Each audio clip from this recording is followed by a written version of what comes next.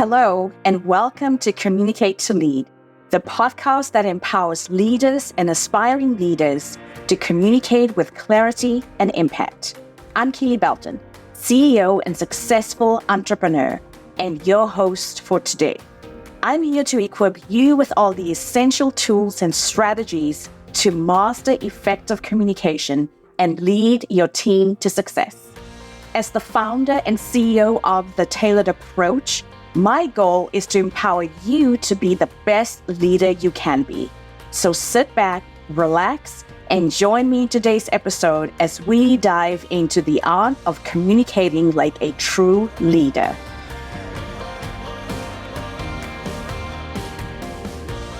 You've prepared for weeks. Your data is solid, your recommendations are strategic, and you're about to present to the executive team. You walk into the conference room, and the CEO looks up and says, "Oh, good. Can you grab us some coffee while we wait for everyone to arrive?" You are the senior product manager. You've been leading cross-functional teams for 4 years. You have successfully launched 3 major products and consistently hit your KPIs. But in that moment, you realize he's mistaking you for someone from a completely different department, or assumed you're there in a support role rather than to lead the presentation. If you've ever had a moment like this, where someone's words challenged your authority or expertise in a way that felt completely inappropriate, then you know exactly what we're talking about today. Welcome back to Communicate to Lead. I'm your host, Kele Belton, and today we're going to talk about something that happens to virtually every woman in leadership: microaggressions. Those small comments, assumptions, and interactions that leave you feeling diminished, but you're not quite sure how to respond. The moments that make you question whether you are being too sensitive or whether something really did happen that shouldn't have. Here's what I want you to know. You are not being sensitive, and yes, something did happen that should not have. These experiences have a name: microaggressions, and I have the tools to help you handle them with skill and confidence. What I'm going to teach you is something I call verbal judo, a set of techniques that will help you disarm these situations in real time, maintain your authority, and respond with grace and power. By the end of this episode, you'll never again walk away from one of these interactions wishing you'd said something different. We're going to cover how to recognize what's really happening in these moments, why your usual responses might not be serving you, and most importantly, exactly what to say when they happen again. Because they will happen again, but now you'll be ready. Let's talk about what makes these microaggressions so challenging to navigate, because understanding their full impact is key to responding effectively. If you are not familiar with the term, microaggressions are those small comments and assumptions that subtly undermine your authority. Things like being interrupted repeatedly in meetings while colleagues speak uninterrupted, being asked to take notes or grab coffee when that's not your role, having someone explain your own area of expertise to you, being told you're being aggressive for the same behavior that gets men labeled decisive. What makes these interactions so tricky is that they are designed to be ambiguous. They give the other person plausible deniability while leaving you questioning what just happened. And here's what you might not realize. There's a strategic pattern to how they undermine your leadership. Let me put this in perspective. Think of these microaggressions more like strategic hits to your credibility. Each one might seem small, but they add up quickly. And here's the real issue. They are specifically targeting your leadership presence. The person who mistakes you for the assistant can say, "Oh, I thought you were someone else." The colleague who interrupts you for the 3rd time in a meeting can claim they were excited about the idea. The manager who calls you aggressive for the same behavior that gets your male colleagues called assertive can say you being too sensitive. But here's what I want you to understand. Your instincts about these situations are usually spot on. When something feels disrespectful or dismissive, it probably is. Women are highly skilled at reading social dynamics, which means you're excellent at recognizing when someone is challenging your authority in ways that cross professional boundaries. Trust your expertise. Now, let me share why these moments matter more than you think. Every time someone questions your authority or competence in these subtle, disrespectful ways, They are creating an opportunity for you to demonstrate your leadership. They are giving you a chance to show how you handle these challenges with grace and authority, whether you'll stand firm in your expertise and how you maintain your composure under pressure. And here's the big thing. How you respond in these moments doesn't affect how one person sees you. It affects how everyone watching sees you. Your team is observing. Your peers are taking notes. These interactions are shaping your own confidence. The woman who gets mistaken for the assistant has a choice. She can laugh it off, feel embarrassed, and quietly correct the mistake. Or she can use that moment to clarify exactly who she is and why she's in that room. Same situation, completely different impact on her credibility. That's why I call my approach verbal judo. In traditional judo, you don't meet force with force. You use your opponent's momentum against them. You redirect their energy rather than absorbing the blow. When someone makes a comment that diminishes your authority, you have the same opportunity. You can absorb the hit and let it affect your confidence, or you can redirect the energy in a way that actually strengthens your position. The woman who gets asked to grab coffee, she has an opportunity to politely but firmly establish her role. She could say something like, I'm actually here for the strategy presentation. I'm happy to wait to start if you'd like to grab some coffee. Notice how she doesn't get defensive or angry. She simply redirects the assumption and maintains her professional composure. That's verbal judo. You are not attacking back. You are not getting emotional. You are using the moment to clarify your position and demonstrate your composure under pressure. The key is having your responses ready before you need them. Because in the moment when someone catches you off guard, it's hard to think of the perfect thing to say. But when you practice these techniques, they become second nature. So let's talk about the most powerful tool in your verbal judo toolkit, the pause and pivot.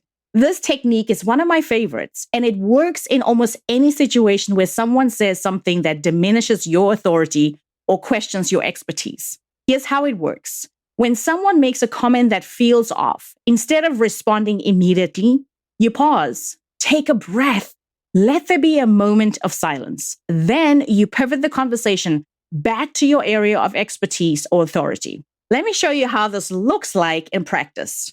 Here's the scenario. You are presenting your quarterly results to the board, and a board member interrupts you with, "These numbers are confusing. Can someone else explain what she's trying to say?" Here's your pause. You stop talking. You don't rush to defend yourself or apologize for being unclear. You pause, look him directly in the eye, and let his comment hang in the air for a moment. Then comes the pivot. You have a couple of powerful options here. You could ask him directly, "Could you repeat that question?" Often when people have to repeat a dismissive comment, they realize how it sounds. Or you could maintain eye contact and say, "Let me break this down differently." Then continue with your presentation, speaking to the entire room while maintaining your authority. Notice what happened there. You didn't avoid him or speak around him. That would actually weaken your position. You addressed him directly, maintained eye contact, and either made him repeat his inappropriate comment or demonstrated your expertise while looking confident and composed. The pause is crucial because it prevents you from reacting emotionally. It gives you a moment to choose your response rather than just having a gut reaction. It also makes the other person's comment more obvious to everyone else in the room. Here's another example. You are in a team meeting and a colleague says, "That's an interesting idea, but have you thought about the business implications?" This comment assumes you haven't considered business impact, something they'd probably never say to a male peer. Here's what you do. The pause. You don't immediately defend your thinking or list all the business factors you have considered. Here's your pivot. You say something like, "The business implications are exactly why I recommend this approach. Let me walk you through the ROI analysis." You have acknowledged their question while positioning yourself as someone who obviously thinks strategically about business impact. The beauty of the pause and pivot is that it works whether the other person intended to be dismissive or not. If they genuinely didn't understand, you have clarified without being defensive. If they were testing your authority, you have demonstrated that you won't be thrown off course. Here's another powerful variation, the clarifying pause and pivot. And here's a scenario where it plays out. Someone says, "You're so articulate," in a tone that suggests they are surprised by this. The pause, here's what you do. Don't rush to say thank you. Let the comment sit there. And your pivot is you commenting, "I appreciate that. Communication is actually one of my core strengths as a leader." By saying this, you've taken their potentially backhanded compliment and turned it into an affirmation of your leadership capabilities. The key to making this technique work is practice.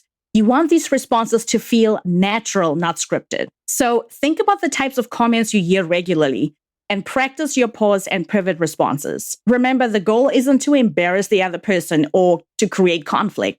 The goal is to maintain your authority and redirect the conversation in a way that serves your leadership.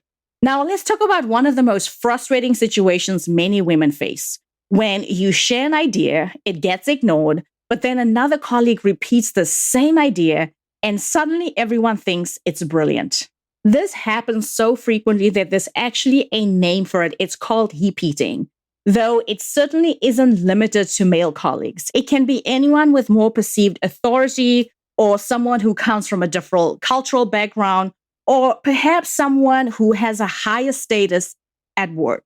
Research shows this happens to women regularly in the workplace settings, regardless of who's doing the repeating, male or female. The traditional advice is often to speak up and say, "Actually, that was my idea." But that can make you sound petty or defensive, and it puts you in the position of fighting for credit after the fact. Instead, let me teach you the amplification strategy. This technique helps you ensure your ideas get properly attributed from the moment you share them. So step one is when you share your idea, start with language that clearly establishes your ownership of the concept. Instead of saying, "What if we tried a different approach to the marketing campaign?" Say, "I've been developing an approach to the marketing campaign that I think could increase our conversion rates by 20%. Notice the difference. The first version sounds tentative and could easily be forgotten or attributed to someone else. The second version clearly establishes that this is your thinking, your development, your strategy. Step two, after you share your idea, provide specific details that make it clear you've thought this through completely. My approach involves 3 phases. First, we segment our audience based on the behavior data I analyzed last week. Second, we create targeted messaging for each segment using the customer language patterns I identified in my research. Third, we test the campaigns using the A/B testing framework I designed for our last product launch. Now it's much harder for someone else to claim they came up with this idea because you have established the depth of your thinking and your specific contribution. Step 3, if someone does try to repeat your idea as their own, you have options for reclaiming it gracefully. You could say, "Thank you for highlighting the idea I shared earlier. Let me add some additional details to the framework I outlined." Or, "I'm glad my suggestion is resonating. Building on what I proposed, we could also consider," and then add on what you'd like to consider. You are smoothly reestablishing ownership while moving the conversation forward. The amplification strategy works because it's proactive rather than reactive. Instead of waiting to see if your idea is getting stolen and then fighting for credit, you are establishing ownership and building support from the beginning. Now that we've covered that, let's get really practical. I'd like to offer you specific language for 3 of the most common situations where you might need to use verbal judo. Think of these as your go-to responses that you can adapt for your specific workplace and style. Here's the first situation. Someone questions your expertise or right to make a decision. And that comment could be something like, "Are you sure you have the experience to handle this project?" Your response is going to be, "I'm confident this is the right approach. Let me walk you through my strategy and why I believe it delivered the results we need." Why this works? You don't defend your experience, you demonstrate your leadership thinking. You redirect from your past to your vision for moving forward, positioning yourself as the person driving the strategy. Here's the second situation. Someone makes an assumption about your role, responsibilities, or capabilities. Maybe they say, "Oh, I thought you were from HR," when you are actually the director of operations. Your response is going to be, "Actually, I'm," and then share your title, "and I'm here to discuss," and tell them what specific business topic you are there to discuss or to present on. This works because you clearly establish who you are and why you are there without apologizing for their assumption or making excuses for their mistakes. Here's the third situation. Someone explains something to you that you clearly already know or that falls within your area of expertise. I'm sure you have heard the term called mansplaining, even though both men and women are guilty of doing this. So maybe they give you a long explanation of something that is basic in your field of expertise. Your response is going to be, "Thank you for that overview. In my experience with," share your examples, "I have found that," and then share your perspective and your approach. You want to make sure with your response, you are making it clear who is the subject matter expert in the room. Share your thought leadership with them. This works because you acknowledge their input without accepting that you needed the explanation, and you establish your deeper expertise. So these are only 3 essential scripts. There are so many more situations you'll encounter, like when someone tries to take credit for your ideas, dismisses you as too emotional, questions your competence, or gives you a backhanded compliment. I've created a complete guide with these scripts for all the most common microaggressions women face. You can download this free guide by clicking the link in the show notes. It includes additional scripts, variations for different workplace cultures, and examples of how to adapt these responses to your personal style. So here is the important thing. I want you to notice something important about all these responses. They follow a specific pattern that is completely different from how women are often taught to respond to these situations. The pattern that we used in today's episode is you claim your authority, you demonstrate your strategic thinking, and then you move the conversation forward. Versus the different strategy that we have been taught or that we have been conditioned to use, which is often justifying our credentials, defending our experience, and then hoping that they accept us in the room. The first pattern positions you as a leader who belongs in the room and is focused on driving results. The second pattern, the one we were conditioned for, positions you as someone who's trying to earn the right to be there.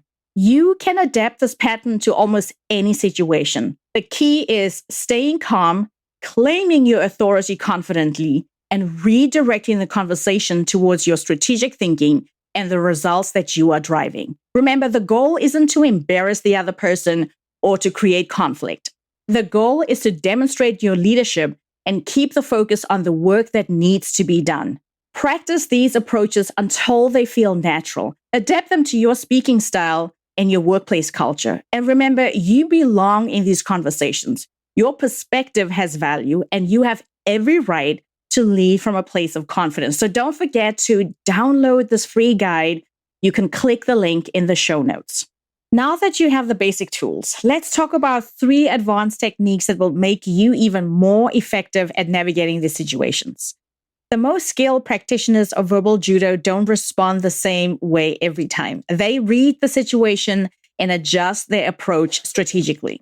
Here's your first technique that I call reading the room. Before you respond to any challenging comment, quickly assess who's watching and your relationship with the person. In a small team meeting, you might use a more direct approach, and you could say, "Actually, this is exactly the kind of project I specialize in." With senior leadership, you'll want to be more formal. "Based on my analysis of the market, here's why I'm confident in this recommendation." With your manager, you want to stay collaborative, and you could go with, "I appreciate you raising that concern. Let me walk you through my approach." That's technique number 1, and that is all about reading the room. The second technique is about choosing your battles. Not every microaggression requires the same level of response. Always respond when your professional competence is being questioned in front of senior leadership. When someone tries to take credit for your work or when the challenge affects your ability to do your job. For lower stakes situations like one-off comments from people you rarely work with, you can choose to let it go and focus your energy on what matters most. Technique number 3 is all about your strategic timing. Sometimes the best response isn't immediate. If addressing a challenge would derail an important meeting, acknowledge it briefly and follow up later. Here's something that you could say. I'd be happy to discuss that with you after the meeting. Then circle back with, I wanted to follow up on your comment about my experience with this type of project. Here's the relevant background for context. This allows you to address the issue without disrupting the group's productivity. The key to these advanced techniques is developing your ability to make quick strategic choices. With practice, this becomes intuitive, and you'll naturally calibrate your response based on the situation and stakes involved. Before we wrap up, I want to address something important: how to manage your energy strategically when navigating these situations. As a woman leader, you're likely encountering these challenges on a regular basis. And while you're building these skills, it's important to be strategic about how you invest your mental energy. It's important to know that being thoughtful about energy management is a leadership skill, not a weakness. The most effective leaders are strategic about where they focus their attention and energy. Here are some strategies that can help you protect your energy while you are building these skills. Strategy 1 is all about preparing strategically. Keep track of which situations and people consistently challenge you, not so you can avoid them, but so you can prepare for them. If you know certain colleagues tend to question your expertise, go into meetings with your key points ready. If certain types of meetings involve microaggressions, practice your responses beforehand. Being prepared takes far less energy than being caught off guard. The second strategy is about building your evidence bank. Start collecting proof of your competence and impact. Keep a file of positive feedback, successful projects, and moments when you handled challenging situations well. When someone questions your expertise, you'll have a mental and sometimes a literal file of evidence that contradicts their assessment. This isn't about being arrogant, it's about having a realistic understanding of your capabilities and value. And the last strategy is helping you create your reset routine. Develop a post-interaction routine that helps you reset your energy and confidence. This might be taking 5 deep breaths and reminding yourself of 3 things you are excellent at, calling a mentor who reminds you of your value, or reviewing a recent accomplishment. The goal here is to prevent challenging interactions from affecting your confidence in future situations or spoiling the rest of your day. The women who advance to highest levels of leadership aren't the ones who never encounter challenges. They are the ones who learn to navigate them skillfully while staying focused on their goals. That reputation of being someone who can compose themselves under pressure becomes part of your personal brand and opens doors for future opportunities. And here's what I would invite you to remember. You have more power in these situations than you might think. When someone challenges your authority or your expertise, they are actually giving you an opportunity to demonstrate your leadership capabilities, your executive presence. How you respond shows everyone watching whether you can maintain your composure, whether you can advocate for yourself professionally, and whether you have the confidence to stand behind your work. These are exactly the qualities that organizations need in their senior leaders. As we wrap up today's conversation, let me share some specific steps you can take this week to start implementing these verbal judo techniques. Step 1, prepare your toolkit. Here's what you want to do. Think about the types of comments or assumptions you have encountered recently. From the techniques we discussed today, choose 2 that feel most relevant to your current challenges. Practice the language until it feels naturally. Don't memorize the scripts word for word, but getting comfortable with the approach so that you can adapt it to your specific situations. Step 2 is to master the pause. This might be the most important technique to develop. When someone says something that feels off, practice pausing, take a deep breath, before you respond. Even a 2-second pause can help you choose your response rather than just reacting. The simple technique of taking a deep breath, pausing for a few seconds, transforms how you handle challenging moments and situations. And lastly, step 3, always lead with intention. Before a crucial or important meeting this week, remind yourself of your expertise and the value you bring. Your strategic thinking has impact, and you are in that room because you are a leader who drives results. Going into challenging situations with this leadership mindset makes it much easier to respond powerfully when someone challenges your authority in unprofessional ways. Here's your challenge for this week. Use at least one of these techniques in a real situation. Start small if you need to, but practice advocating for yourself in some way. Practice challenging someone's microaggression. Maybe it's using the amplification strategy where you share an idea in a team meeting. Maybe it's using the pause and pivot when someone questions your expertise. Or perhaps it's simply establishing your credentials more clearly when you introduce yourself in the room. The goal isn't perfection, my friend. The goal is progress. Every time you practice these skills, you are building your leadership presence and your confidence. Remember, the most successful women leaders aren't the ones who never encounter challenges. They are the ones who have mastered navigating them with grace, skill, and unwavering confidence in their leadership value. You already have everything you need to be one of those leaders. Now you have the tools to demonstrate it consistently. And if you are ready for a deeper dive into mastering these skills and stepping fully into your leadership power, I have some exciting news. Registrations for my Ignite Your Leadership Power Accelerator will be opening next week, and we kick off the 12-week intensive program in October. This is exactly the kind of strategic communication and confident leadership we develop together in the accelerator, but at a much deeper level with personalized coaching and a supportive community of incredible women leaders.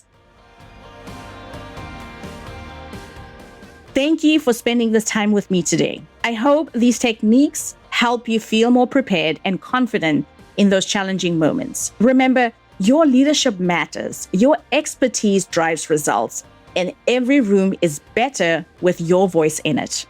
Until next Thursday, my friend, I am Kele, reminding you that great communication is the foundation of inspiring leadership. Keep learning, keep growing, and remember to communicate to lead.